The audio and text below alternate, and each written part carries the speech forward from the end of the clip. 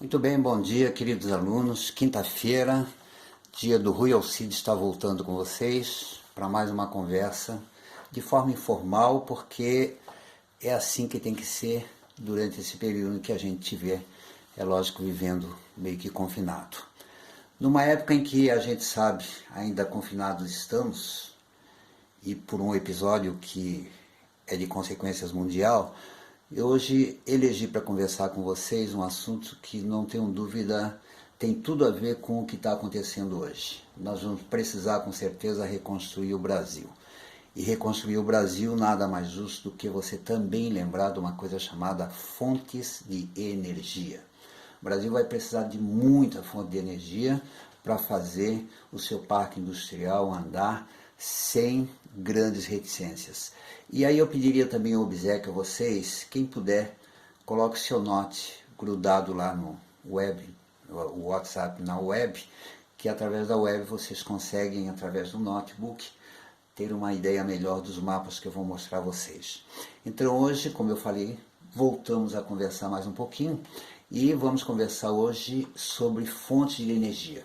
No primeiro momento, em função do tempo, vamos conversar sobre fontes de energia renováveis.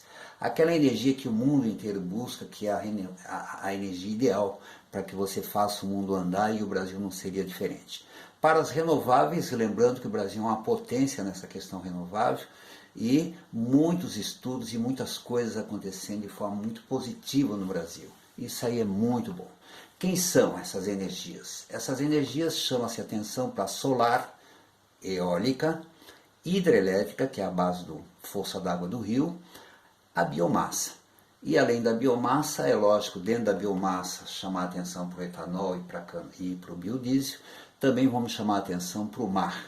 E esse mar, através principalmente das forças que nós temos nas marés e as forças que nós temos através das ondas. Então, cada uma delas. A solar é um tipo de energia que vale a pena lembrar a posição astronômica do Brasil. O Brasil tem uma posição astronômica que, em relação ao globo, lhe garante 92% do seu território dentro da tropicalidade. O que significa? Isso significa que nós temos 92% do nosso território com uma insolação que é garantia de sol o ano inteiro.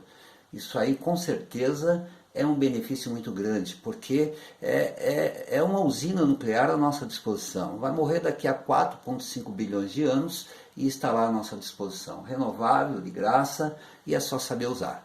Lembrando que nós temos em Santa Catarina um projeto muito interessante da antiga Tractebel, hoje Engie, em parceria com a Universidade Federal de Santa Catarina, na cidade de Tubarão, ali grudado em Capivari de Baixo, onde acontecem 19 mil painéis solares, captando energia para ver daqueles painéis o que melhor se acomoda dentro do Brasil. Então, bem interessante. Apesar de engatinhando, com certeza o Brasil tem um futuro muito interessante à frente com a energia solar. A energia eólica também vale a pena lembrar que é hoje uma das matrizes que mais cresce no Brasil e que tem também na posição astronômica um fato muito significativo. Por quê? Porque pelo Brasil, na região norte, passa a linha do Equador. E a linha do Equador corta apenas a região norte, mas deixa a região nordeste com um vento famoso que é o vento alísio. É um vento planetário, é um vento constante e que garante que aquela região, principalmente o estado do Ceará, Pernambuco, Rio Grande do Norte e a Bahia, possuam hoje grandes fazendas eólicas, fazendo com que essa matriz cresça, mas cresça, eu diria que de forma muito exponencial no Brasil. Isso é muito bom, porque também é um fato significativo que a época do vento alísio com mais abundância é justamente a época em que as nossas hidrelétricas, que é a força do rio, acabam ficando mais prejudicadas em função das estiagens. Então você consegue fazer um casamento muito perfeito com a falta de um e o acréscimo de outro. É bem interessante.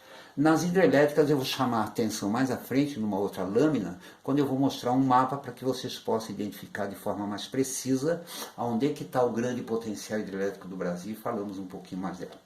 Biomassa. A biomassa o Brasil escolheu por uma questão quase que imposta ao Brasil na década de 70 do século passado. Em 1973 teve a primeira crise do petróleo, que nós vamos falar no próximo encontro nosso, e essa crise do petróleo fez aumentar o petróleo de forma, eu diria que exuberante. E em função dessa grande alta, o que a gente fez? A gente teve que buscar um combustível alternativo. E esse combustível alternativo nós fomos buscar na cana-de-açúcar.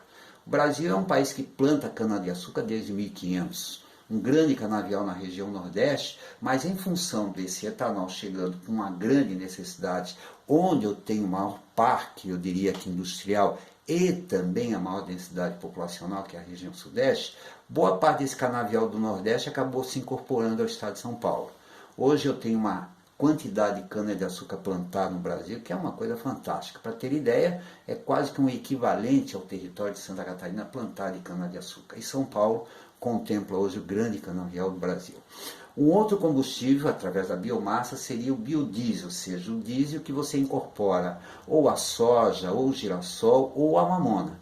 O Brasil, como leva suas riquezas nas rodas de caminhão, e esse caminhão é lógico também utilizando o diesel, ele não poderia ficar alheio a essa forma também bem interessante que seria a mamona. A mamona foi escolhida até de forma muito interessante, porque mamona é o tipo de cultura que dá em todo o Brasil, ou seja, ela não depende tanto dessa questão climática, permite o consórcio com outro tipo de cultura, né?